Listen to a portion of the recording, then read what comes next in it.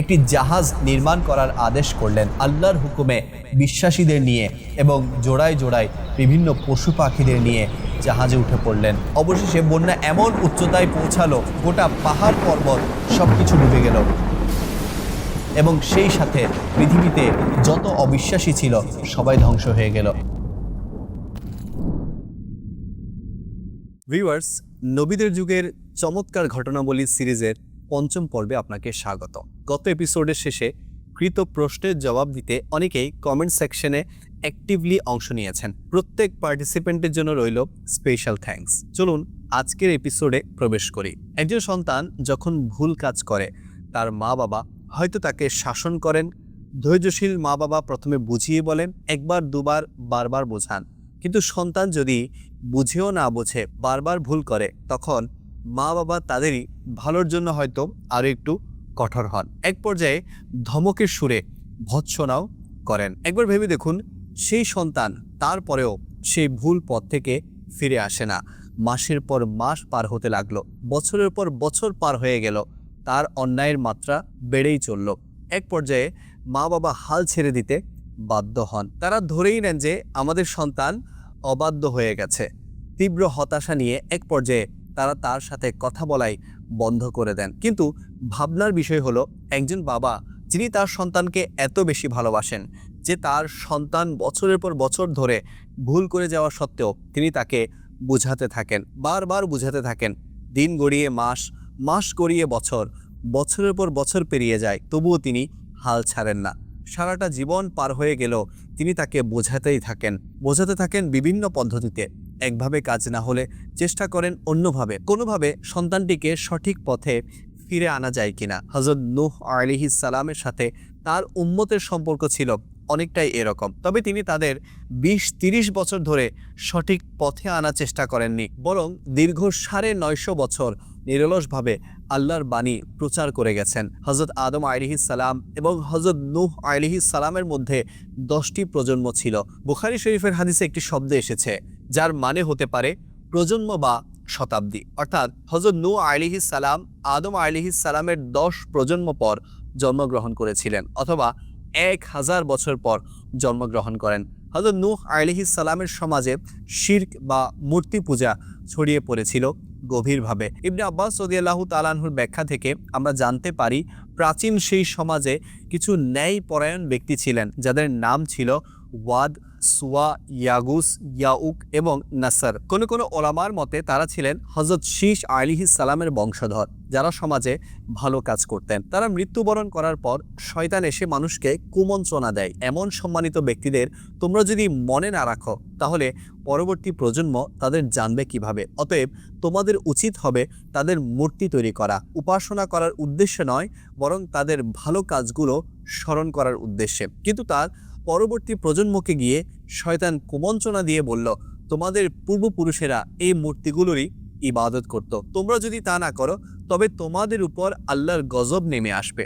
হযরত নূহ আলাইহিস সালামের সময় মূর্তি পূজার প্রচলন এমন পর্যায়ে চলে গিয়েছিল যে তিনি যখন এক আল্লাহর বাণী প্রচার করতে লাগলেন, তখন সমাজের দলনেতারা বলতে লাগলো, যা আল্লাহ পাক সূরা নূহ এর আয়াত নাম্বার 23-এর মধ্যে ইরশাদ করেন, যা কানজুল ঈমান থেকে অনুবাদ, এবং বলেছে, কখনো বর্জন করো না নিজেদের খোদাগুলোকে, এবং বর্জন করো না ওয়াদ, সুয়া, ইয়াগুস, ইয়াউক এবং নাসরকে। এই কঠোর শিরকে আচ্ছন্ন সমাজে আল্লাহ হযরত নূহ আলাইহিস সালামকে পাঠালেন সত্যের বাণী প্রচারের উদ্দেশ্যে। কাফিরদের উদ্দেশ্যে প্রেরিত হযরত নূহ আলাইহিস সালাম দুনিয়ায় প্রথম রাসূল ছিলেন। তিনি ছিলেন সেই সমাজের প্রকৃত বুদ্ধিজীবী যিনি শিরকের ধ্বংসাত্মক কার্যকলাপের বিরোধিতা করেছেন এবং লোকদেরকে শিরকের ভয়াবহতা সম্পর্কে সতর্ক করেছেন। কোরআনে পাকের অন্য জায়গায় এসেছে, যা কানজুল ঈমান থেকে অনুবাদ, সে বলল, হে আমার সম্প্রদায়, আমি তোমাদের জন্য সুস্পষ্ট সতর্ককারী, এ মর্মে যে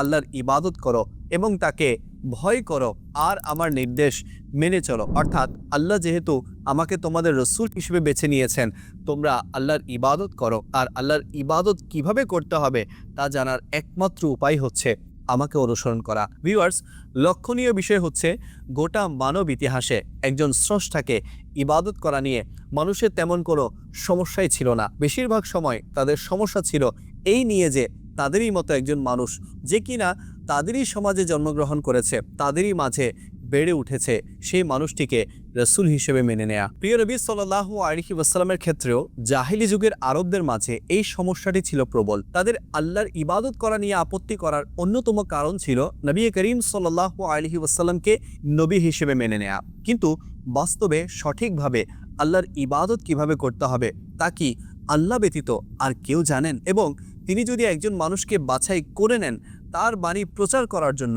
এবং মানুষকে হুকুম করেন সেই ব্যক্তিকে অনুসরণ করতে, তখন কি সেই ব্যক্তিকে রসুল হিসেবে মেনে নেওয়া ছাড়া, আল্লাহর ইবাদত করা ছাড়া আর কোনো উপায় থাকবে? হযরত নূহ আলাইহিস সালামের লোকেরা তাকে প্রত্যাখ্যান করলো। তারা তাদের সাথে কি আচরণ করত তা বিস্তারিতভাবে সূরা নূহে উল্লেখ করা হয়েছে। শতাব্দীর পর শতাব্দী ধরে হযরত নূহ আলাইহিস সালাম যখন তাদের কাছে তাওহীদের বাণী প্রচার করে এসেছেন এবং তারা তার কথায় কান দিচ্ছিল না, হযরত নূহ আলাইহিস সালাম আল্লাহর কাছে আক্ষেপ করে বললেন, যা সূরা নূহ এর আয়াত নম্বর 5 মধ্যে ইরশাদ করা হয়েছে। কাজুল ঈমান থেকে অনুবাদ, আরজ করল, হে আমার প্রতিপালক, আমি আমার সম্প্রদায়কে রাত দিন আহ্বান করেছি, সুতরাং আমার আহ্বান থেকে তাদের পলায়ন করাই বৃদ্ধি পেয়েছে এবং আমি যতবারই তাদেরকে আহ্বান করেছি যাতে তুমি তাদেরকে ক্ষমা করো, ততবারই তারা তাদের কানগুলোই আঙ্গুল দিয়ে রেখেছে।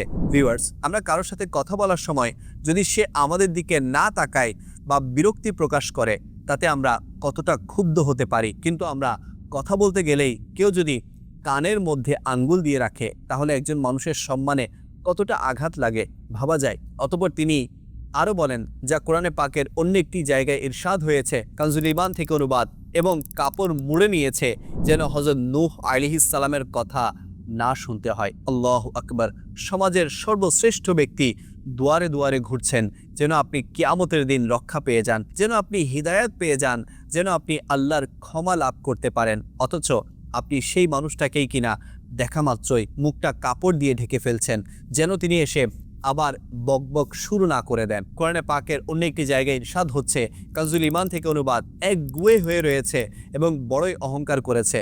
অতঃপর আমি তাদেরকে প্রকাশ্যে আহ্বান করলাম, অতঃপর আমি তাদেরকে ঘোষণা সহকারেও বলেছি এবং নিম্নস্বরে গোপনেও বলেছি। অতঃপর আমি বললাম, তোমাদের প্রতিপালকের নিকট ক্ষমা প্রার্থনা করো, তিনি মহা ক্ষমাশীল। অর্থাৎ হযরত নূহ আলাইহিস সালাম বিভিন্নভাবে তার লোকদের জন্য সুযোগ করে দিয়েছিলেন ইসলাম গ্রহণ করার। তিনি জনসম্মুখে আল্লাহর বাণী প্রচার করেছেন যেন সেই বাণী শোনা থেকে কেউ বঞ্চিত না হয়। আবার কখনো ঘরে ঘরে গিয়ে আলাদাভাবে তাদের সাথে আলাপ করেছেন, কেননা কেউ যদি কারো সামনে ইসলাম গ্রহণ করতে দ্বিধাবোধ করে তাহলে তারা যেন গোপনে ইসলাম গ্রহণ করতে পারে, কিন্তু কোনো লাভ হয়নি। অবশেষে তিনি তাদের গভীরভাবে চিন্তা করতে উৎসাহিত করেন। তিনি মানুষকে আল্লাহর সৃষ্টি নিয়ে ভাবতে উৎসাহিত করে বলেন, যা সূরা নূহ এর মধ্যে এসেছে, কাজুল ঈমান থেকে অনুবাদ, তোমাদের কি হয়েছে? আল্লাহর নিকট থেকে সম্মান অর্জন করার আশা করছো না, অথচ তিনি তোমাদেরকে পর্যায়ে পর্যায়ে সৃষ্টি করেছেন। আমরা যখন চিন্তা করি আমরা কোথা থেকে এসেছি, কিভাবে সৃষ্টি হয়েছি, এসব কি আপনা আপনি হয়েছে, এবং আমরা নিজেদের সৃষ্টির বিস্ময়কর প্রক্রিয়ার দিকে তাকানোর পরিবর্তে যদি প্রকৃতির দিকে তাকাই তাহলে আমরা আরো বিস্মিত হব। হযরত নূহ আলাইহিস সালাম বলেন, যা পবিত্র কোরআনের অন্য একটি জায়গায় এসেছে, কানজুল ঈমান থেকে অনুবাদ, তোমরা কি দেখছো না আল্লাহ কিভাবে সপ্ত আসমান সৃষ্টি করেছেন একের পর এক, এবং সেগুলোর মধ্যে চন্দ্রকে আলোকময় করেছেন, সূর্যকে করেছেন প্রদীপ। আমরা যখন আকাশের দিকে তাকাই, এর বিশালতার সামনে আমাদের ক্ষুদ্র অস্তিত্ব আমাদের অন্তরকে কাঁপিয়ে তোলে। তখন কি আল্লাহর মাহাত্ম্যের কথা অস্বীকার করার কি কোনো সুযোগ থাকে? অথচ হযরত নূহ আলাইহিস সালামের এমন চিন্তার খোরাক জোগানো কথার প্রতি উত্তরে মানুষ তাদের কানে আঙ্গুল দিয়ে রাখত। আমাদের বুঝতে হবে, আল্লাহ হযরত নূহ আলাইহিস সালামকে এমন এক জাতির মধ্যে পাঠিয়েছেন যারা মানব ইতিহাসের সবচেয়ে নিকৃষ্ট জাতিগুলোর একটি। তারা অত্যন্ত জালিম প্রকৃতির ও অবাধ্য জাতি ছিল, আর এমনই এক জাতির কাছে আল্লাহর প্রতি আহ্বান করে গেছেন দীর্ঘ 950 বছর। আর বিস্ময়কর ব্যাপার হলো, এমন একটি হতভাগা জাতির প্রতি হযরত নূহ আলাইহিস সালামের বার্তা কি ছিল? তোমরা যদি আল্লাহর পথে আসো আর আমাকে অনুসরণ করো তাহলে তোমরা আল্লাহর কাছে ক্ষমা চাও, তিনি নিশ্চয়ই ক্ষমাশীল। সুবহানাল্লাহ। এমন জালিম সমাজকেও তিনি বলছেন আল্লাহর ক্ষমা থেকে হতাশ না হতে, এবং শুধু ক্ষমাই নয় বরং তারা ফিরে এলে আল্লাহর তরফ থেকে তাদের জন্য মহান পুরস্কার অপেক্ষা করছিল। আল্লাহ তোমাদের জন্য আসমান থেকে প্রচুর বৃষ্টিপাত করবেন। বৃষ্টি মানেই আল্লাহর রহমত, বৃষ্টি মানেই বেশি বেশি ফসল আর ফল ফলাদি, কিন্তু তারা হযরত নূহ আলাইহিস সালামের এই আমন্ত্রণ প্রত্যাখ্যান করায় সেই বৃষ্টির মাধ্যমেই আল্লাহ তাদের ধ্বংস করলেন। আল্লাহ হযরত নূহ আলাইহিস সালামকে একটি জাহাজ নির্মাণ করার আদেশ করলেন এবং বললেন যারা তার ডাকে তখন পর্যন্ত সাড়া দেয়নি তাদের ব্যাপারে হযরত নূহ আলাইহিস সালাম যেন আল্লাহর কাছে আর সুপারিশ না করেন, কারণ তারা ধ্বংস হয়ে যাবে। হযরত নূহ আলাইহিস সালামের 4 সন্তান হাম, সাম, কিনআন ও ইয়াফিসের মধ্যে একজন কিনআন তার বাবার আহ্বান প্রত্যাখ্যান করে। এজন্য ওই সময়টা হযরত নূহ আলাইহিস সালামের জন্য অনেক কঠিন সময় ছিল এবং সেই সাথে হযরত নূহ আলাইহিস সালামের স্ত্রীরও এই আহ্বানে সাড়া দেওয়ার মতো সৌভাগ্য হয়নি। সে মূলত অমুসলিম ছিল এবং হযরত নূহ আলাইহিস সালামের ব্যাপারে তার জাতির নিকট বলে বেড়াতো যে তিনি একজন পাগল। হযরত নূহ আলাইহিস সালাম আল্লাহর আদেশ অনুযায়ী জাহাজ নির্মাণ করতে লাগলেন। হযরত নূহ আলাইহিস সালামের সমাজের লোকেরা ভাবলো হযরত নূহ আলাইহিস সালাম দিনের কথা বলা ছেড়ে দিয়ে এখন নতুন পেশায় যুক্ত হয়েছেন। তারা তাকে নিয়ে উপহাস করতে লাগলো। তারা সাগর পার থেকে অনেক দূরে নৌকা তৈরি করছিলেন, তাই তারা বলল, আরে নূহ আলাইহিস সালাম নতুন নতুন নৌকা বানানো শুরু করেছো, অন্তত সাগর পারে গিয়ে নৌকা বানাও, না হলে অত দূর পর্যন্ত নৌকা টেনে নিয়ে যাবে কিভাবে।